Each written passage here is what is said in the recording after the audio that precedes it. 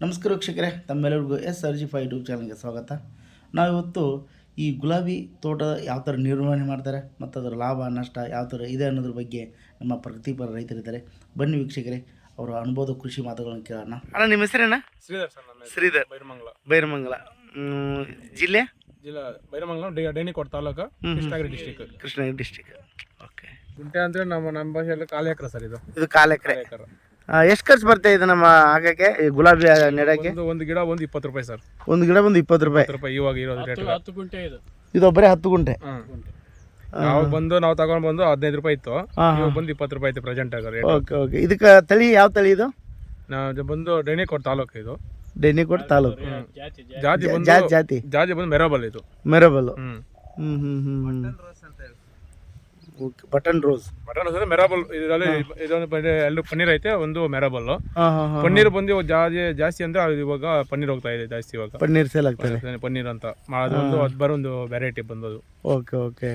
ಅದು ಡೈಲಿ ಕಿತ್ಬೇಕು ಹೂವು. ಬಂದು 2 ದಿವಸ 3 ದಿವಸ ಇದ್ರೂ ಪರವಾಗಿಲ್ಲ. ಇದಾರ್ಥ ಪಾರ್ಸಲ್ ಬಂದು ಕರೆಕ್ಟಾಗಿ ಮೇಂಟೈನ್ ಮಾಡ್ಬೋದು.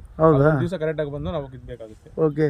ಇದು ಒಂದು 10 ಗುಂಟೆ ಇದೆ ಅಲ್ಲ? ಇದಾ ಈ 10 ಗುಂಟೆಗೆ ಎಷ್ಟು ಖರ್ಚು ಬರುತ್ತೆ ಇದು ನಾಟಿ ಮಾಡೋಕ್ಕೆ?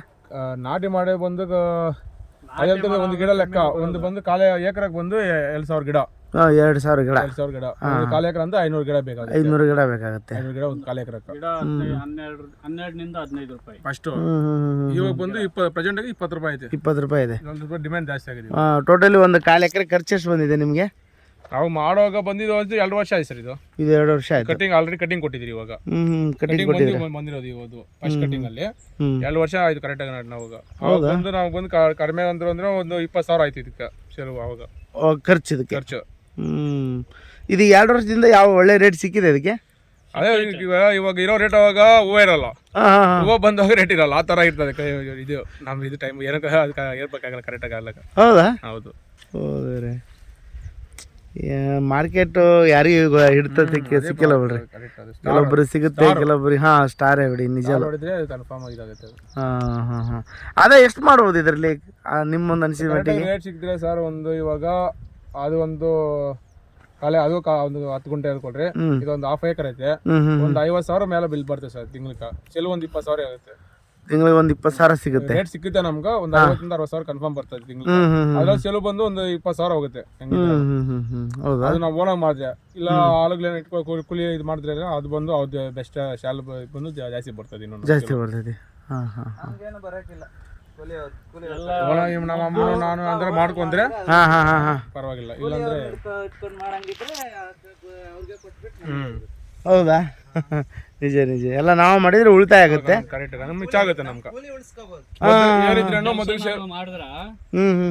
ಗೊಬ್ಬರ ಅದು ಮುದ್ದೊಡ್ತೀರಲ್ವಾ ಸೆಲು ಬರ್ತದೆ. ನಾವು ಇಷ್ಟೇ ನಮ್ಗೆ. ಬೇರೆ ಕಡೆ ಒಂದು ಜಾಬ್ ಹೋದ್ರೆ ನಮ್ಗೆ ಡೈಲಿ ಒಂದು 700 ರೂಪಾಯಿ 800 ರೂಪಾಯಿ ಸಿಗುತ್ತೆ ಅಂದ್ರೆ ಆ ಅಮೌಂಟ್ ಸಿಗುತ್ತೆ. ನೋಡ್ಬೋದು. ಬೇಕಿದ್ ನಾವು ಬಿಲ್ಡಿಂಗ್ ಕಟ್ಕೋಬೇಕು, ಇಲ್ಲ ಜಮೀನ್ ತಗೋಬಿಡ್ಬೇಕು. ಅದೆಲ್ಲ ಆಗಕ್ಕಿಲ್ಲ.